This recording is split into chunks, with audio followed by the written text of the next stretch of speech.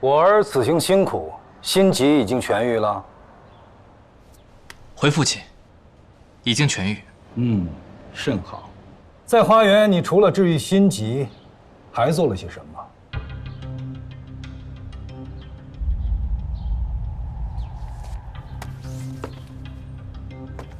除掉花园城继承人陈芊芊，刺杀花园城主，趁势收复花园，将乌石矿收入玄虎囊中。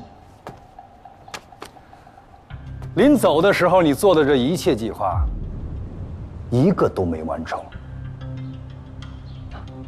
为父也不为难你，你不杀陈芊芊，不杀花园城主，不杀花园百姓，这我都理解也赞同。我就想问问你，这矿呢？啊？我的姑奶奶，你说这干嘛呢？回花园。不能回呀，二郡主等着杀你呢。我知道，这也是经过我深思熟虑之后的。既然两边生存环境都这么恶劣，我为什么选个让自己开心点的地方，对不对？还舒服还开心，心可真大呀！你不要命了？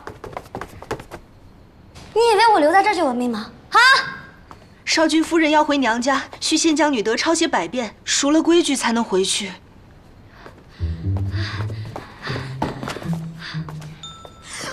我太难了！怎么了？还怎么了？哎，你们玄武城人可没给我们少郡主好脸子看，还要遵从什么三从四德七出，但凡有一条不合，你就是把我们少郡主给休了呀，还要抄写100遍呢。竟有这事？城中规矩向来如此，怎么少君夫人就不能遵守呢？你听听，我抄。